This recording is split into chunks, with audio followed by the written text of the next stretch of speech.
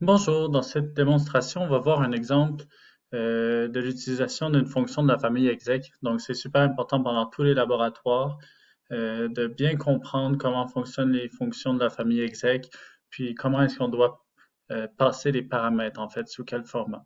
Donc, les fonctions de la famille exec permettent de remplacer le code d'un processus, donc le segment de code. À noter que le fait qu'un processus s'appelle exec, ça ne va pas créer un autre processus. Ça ne va pas changer le PID du processus qui exécute le code. Ça ne va pas changer son lien de parenté non plus. Ça va simplement changer le code qui est exécuté. Donc, c'est sûr que, supposons qu'on fait un petit programme qui s'appelle bonjour, puis qui fait un exec d'un autre programme qui s'appelle au revoir. Le processus au départ, son code, c'est le code de bonjour, puis dès qu'on fait le exec, il va juste remplacer ce code-là par le code de au revoir. Donc, il est possible de remplacer le code d'un processus par un autre à l'aide d'un appel système de la famille exec. Donc, on a les fonctions notamment execl, execlp, execle, execv, execvp, execve. Donc, on voit que c'est des noms qui peuvent être assez étranges pour se souvenir, mais il y a une syntaxe qui est quand même euh, cohérente dans les noms. Donc, ce qu'il faut commencer par regarder, c'est est-ce qu'on a L ou V. Donc, en fait, quand on a un exec avec un L, ça veut dire qu'on va passer les arguments du programme sous une forme de liste de chaînes de caractères. Par contre, si on a V, ben, c'est ça, L pour liste. Par contre, si on a V comme vecteur, ça veut dire qu'on va passer les arguments sous la forme d'un tableau de chaînes de caractères. Aussi, ce qu'il faut regarder, c'est est-ce qu'on a un P dans le nom? Si on a un P dans le nom, ça veut dire que le programme qu'on veut exécuter, en fait, le code qu'on veut utiliser, se trouve dans le path. Puis le path, en fait, on peut regarder ensemble. Si je fais écho du path, on va voir que c'est en fait plusieurs répertoires. OK? Puis on s'entend que si jamais je veux faire, je pense que tout le monde ici connaît le programme LS qui permet de montrer qu'est-ce qu'il y a dans le répertoire. J'ai pas besoin à chaque fois de dire bon, je veux exécuter le programme user bin ls.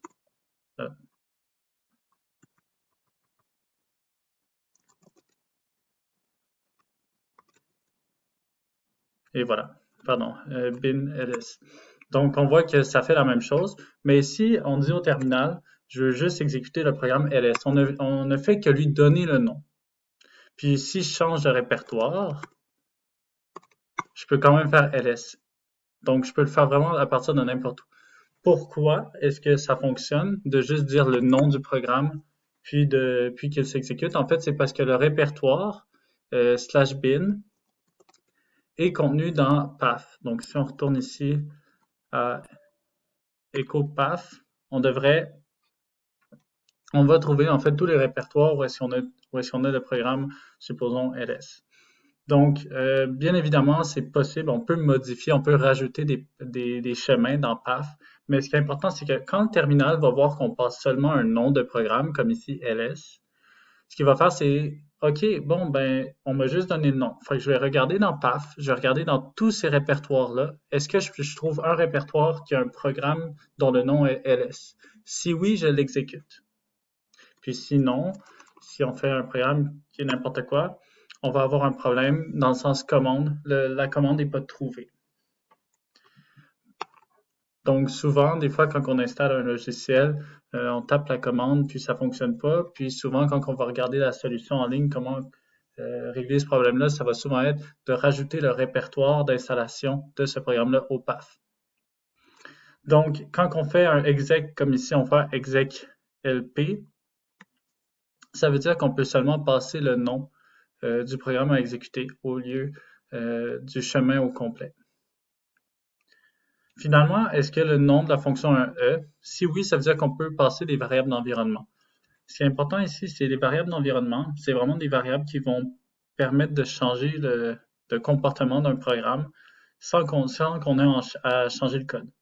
En fait, si vous avez déjà fait un stage ou si vous vous apprêtez à faire un stage, il se peut très bien que vous arriviez dans une compagnie où il y ait plusieurs environnements, comme un environnement de test, un environnement de développement, un environnement de production. Puis souvent, supposons qu'on a une base de données, on va souvent avoir une base de données par environnement. Puis on ne veut pas manuellement aller dans le code puis changer la connection string de la base de données pour chaque environnement.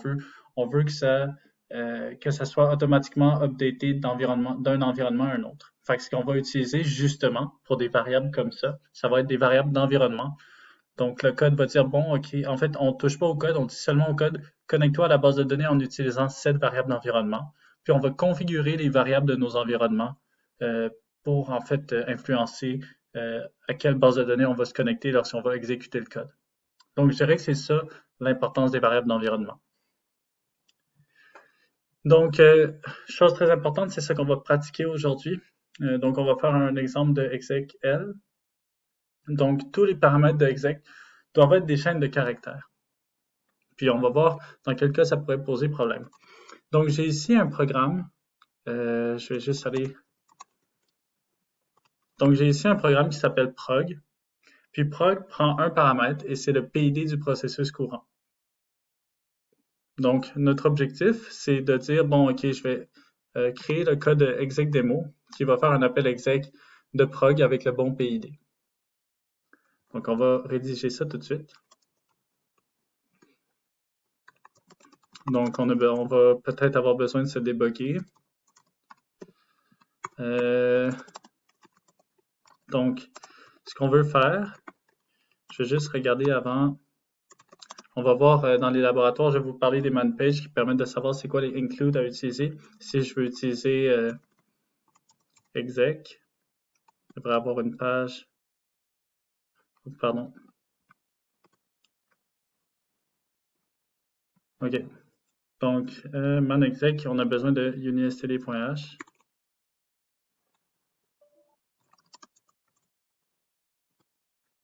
Donc, on va l'importer ici.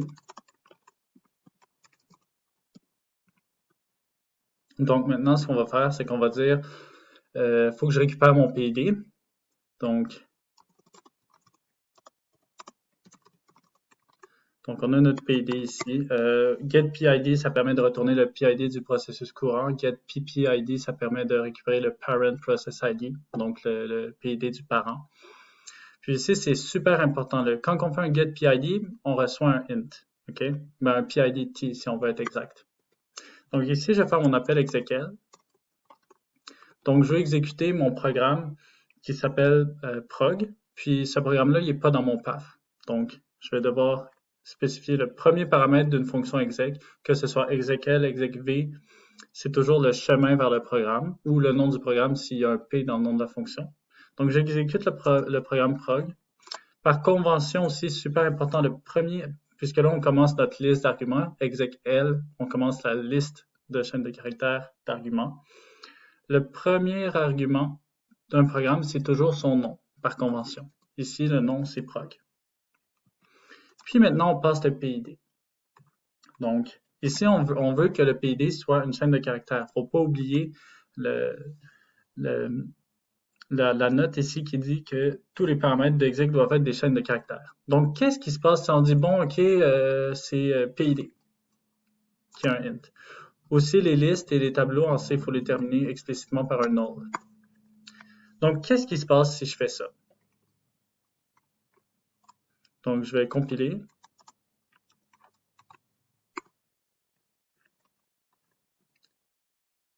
On voit que il n'y a plutôt rien qui se passe, n'est-ce pas? Donc, on voit ici que notre PID qu'on passe en string, qu'on passe en fait, qui est supposé être passé en string, est en fait un int. Donc, on veut trouver une façon de rendre ce PID-là comme une string. Puis, il y a une façon en fait de convertir, si on veut, les entiers en string en C, qui est l'utilisation de la fonction sprintf. Donc, sprintf, c'est une fonction qui se comporte exactement comme printf, sauf qu'à la place d'imprimer dans le buffer de printf, ça imprime dans le buffer de notre choix. Donc, on va se déclarer un buffer qui peut être, mettons, de 256, c'est beaucoup trop gros, mais juste pour la démo. Puis ce qu'on va faire, c'est qu'on va dire sprintf. En passant, pour utiliser sprintf, il faut include stdio.h. Donc, on va écrire dans notre buff quelque chose qui est un nombre. En passant en pourcentage D, c'est base 10. Puis on va mettre notre PID. Donc ce que ça va faire, c'est que ça va pas formater notre int qui est un PID. Ça va le stocker, ça va le mettre en string, puis ça va le stocker dans le chart buffer. Donc ici, on peut maintenant utiliser buff. Donc, super important, ici aussi, pas besoin de mettre de backslash n. Ça n'aurait pas de sens de mettre un backslash n dans un argument. Donc, on va sauvegarder. Puis, on voit maintenant qu'on a le PD reçu qui est 144. Puis, on va voir ici qu'il change à chaque fois.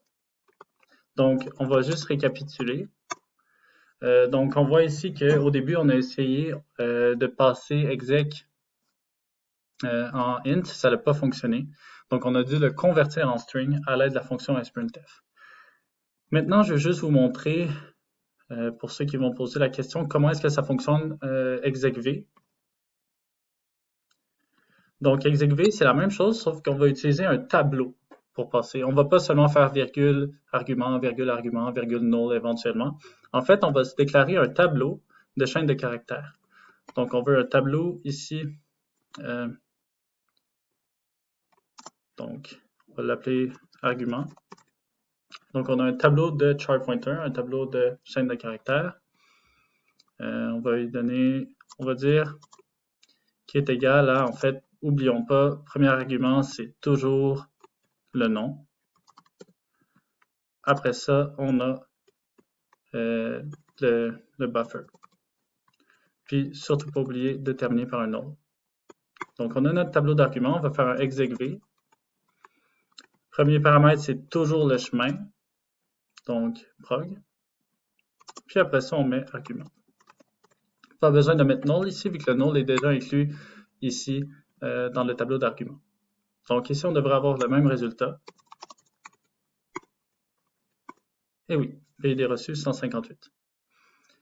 Maintenant, on peut regarder, en fait, tant qu'à y être, un exemple de path. Donc, supposons qu'on oublie le programme prog,